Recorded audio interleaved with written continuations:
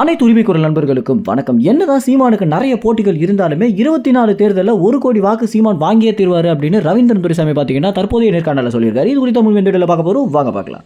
தமிழ்நாட்டில் முன்னணி பத்திரிகையாளராக இருக்கக்கூடிய ரவீந்திரன் துரைசாமி தற்போது கொடுத்திருக்கக்கூடிய ஒரு நேர்காணலில் 24 மக்களவை தேர்தல் அப்படின்றது ரொம்ப முக்கியமான ஒரு தேர்தலாகவே பார்க்கப்படுது அப்படின்னும், ஏன்னா திமுக கட்சி ஆட்சியை பிடிச்ச பிறகு சந்திக்க போற முதல் தேர்தலாக இது இருக்க போது, அது மட்டும் இல்லாம திமுக கட்சிக்கு தமிழகத்துல ஆளுமை ரொம்பவே குறைஞ்சு காணப்படுற நிலையில உண்மையிலேயே அவங்க எந்த அளவில் தான் இருக்காங்க அப்படின்றத நிரூபிக்கிற வண்ணமா தான் இந்த ஒரு தேர்தல் இருக்க போது.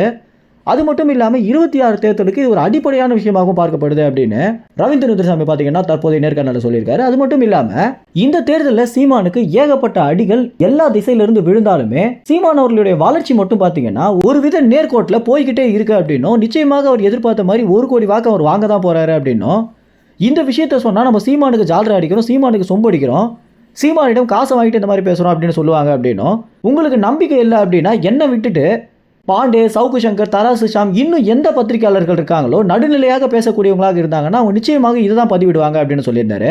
உண்மையிலேயே பாண்டே அவர்கள் நேற்று வெளியிட்டு இருக்கக்கூடிய வீடியோவில் கூட பார்த்தீங்கன்னா சீமான் அவருடைய வளர்ச்சி குறித்தும் அவருக்கு 70 மடங்கு வளர்ச்சி அடைஞ்சிருக்காரு அப்படின்றதையும் சொல்லியிருந்தாரு பாண்டே. இந்த வகையில் முன்னணி பத்திரிகையாளர்களாக இருக்கக்கூடியவங்களும் அதுவும் நடுநிலையான பத்திரிகையாளர்கள் அனைவருமே பார்த்தீங்கன்னா சீமானுடைய வளர்ச்சி உச்சத்தில் இருக்கு அப்படின்னு தான் சொல்லியிருக்காங்க.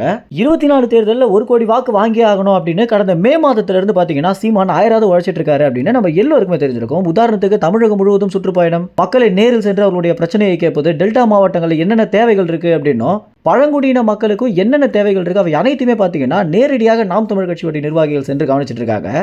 இந்த அளவுக்கு மக்களோட ஒண்ணுமண்ணுமாக பழகிட்டு இருக்கக்கூடிய நாம் தமிழ் கட்சிக்கு கடந்த 2 மாதங்களாகவே பார்த்தீங்கன்னா திமுக கட்சியால பலவித நெருக்கடிகள் கொடுக்கப்பட்டு வந்துட்டு இருக்கு.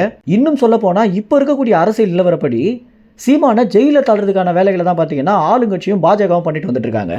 ஏன்னா சீமானுடைய வளர்ச்சியை நேரடியாக பார்க்கக்கூடிய அரசியல் விமர்சகர்கள் பார்த்தீங்கன்னா இந்த மாதிரியான நேர்காணல் கொடுக்கறதுனாலேயே இதை பார்க்கக்கூடிய திமுக ஐடி விங் ஆகட்டும், அதற்கு பிறகு திமுக ஆதரவாளர்கள் ஆகட்டும், இவங்க அனைவருமே பார்த்தீங்கன்னா திமுக கட்சியை கதிகலங்க வைக்கிறாங்க அப்படின்னு சொல்லலாம்.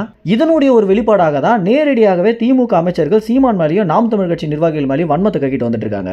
ஆனா இந்த மாதிரி நாலாபுரமும் பிரச்சனை இருந்தாலுமே சீமானுடைய வளர்ச்சி பாதை மட்டும் கொஞ்சம் கூட குறையல அப்படின்றத அரசியல் விமர்சகர்கள் சொல்லக்கூடிய தகவலாக இருக்கு. இதை தான் பார்த்தீங்கன்னா ரவீந்திரன் துரைசாமி சொல்லியிருக்காரு. மேலும் வரக்கூடிய மக்களவை தேர்தலில் சீமான் 1 கோடி வாக்கு வாங்கிட்டாரு அப்படின்னா தமிழகத்தோட அரசியல் சூழல் எப்படி இருக்கும் அப்படின்றத உங்க கமெண்ட்ஸ்ல தெரிவிங்க. நன்றி, வணக்கம்.